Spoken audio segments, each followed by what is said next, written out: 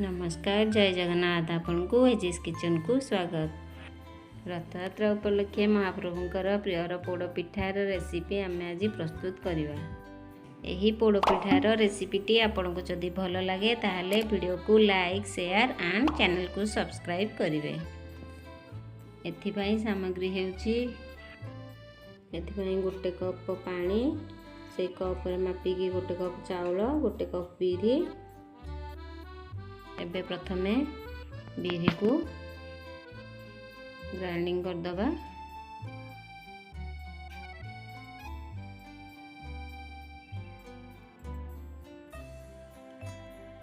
टिके नाकु पानी दबा।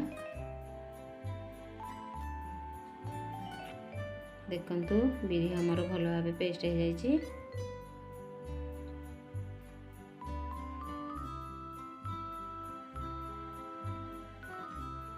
एबे चावल को बाटी दबा।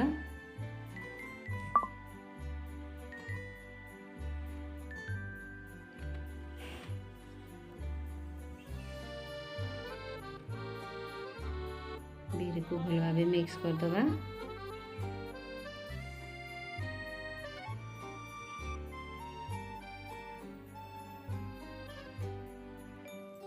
एबे बाटी के रखिथवा चावल को सेथिरे पके देई भल भाबे मिक्स कर दबा। एबे स्वाद अनुसार लूण पके दबा। ताको भल भाबे मिक्स कर दबा।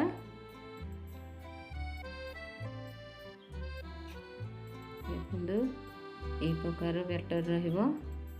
एबे बैटर को 4 ରୁ 5 घंटा घोड़े की छाड़ी दबा। पिठा पाई आमे छोट छोट काटी की रखिथिबा नडिया गुड़ रे खरड़ी की रखिथिबा नडिया कोरा और खंड नडिया किछि काजू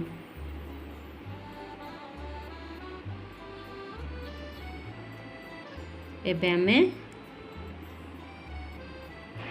बाटी की रखिथिबा आण रे स्वाद अनुसार गुड़ पकई ताकू भल भाबे मिक्स कर दबा।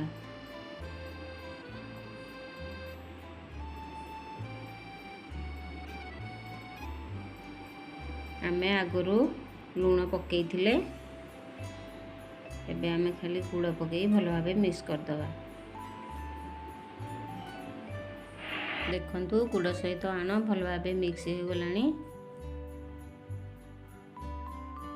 कदली पत्र को एपर भाबे हल्का टिके ततई दबा। तापरे पैन बसेबा सेथिरे टिके पानी दबा।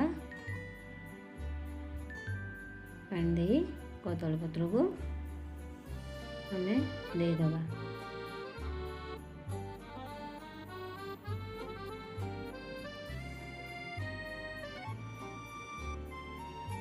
कदली पत्र दे सार परे सेथिरे टिके घियो दबा।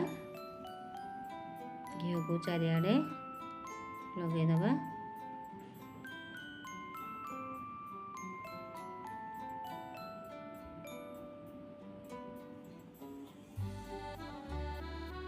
एबे हमें आलू को दे दबा।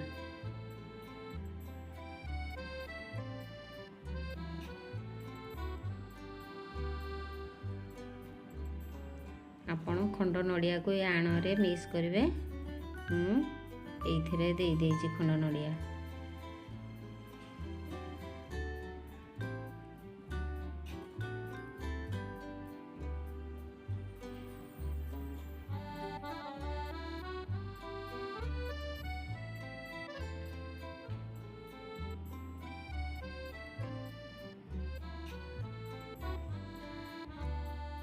एबे खरड़ी के रखिथिबा नडिया को सेथिरे पकेई दबा। तापरे बाकी आण सबू दे दबा।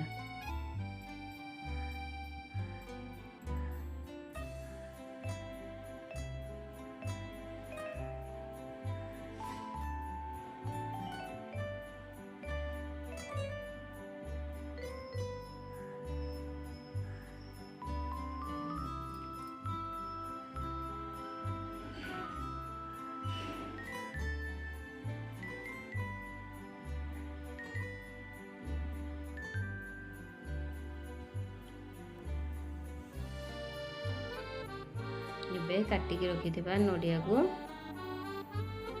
एथिरे भल साइज करी दे देबा।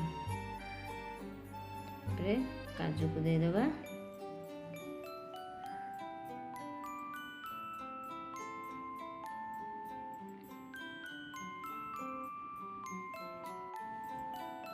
एबे ताकू कवर करी किछि समय लो फ्लेम रे छाड़ दबा।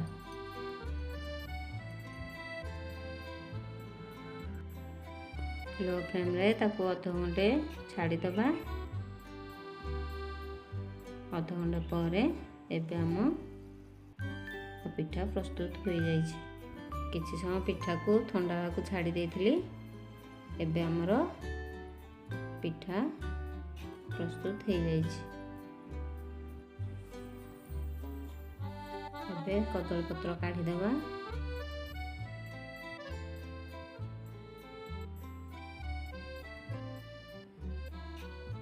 देखंतु तळ पाखटा केते बढ़िया से हो जाइछि।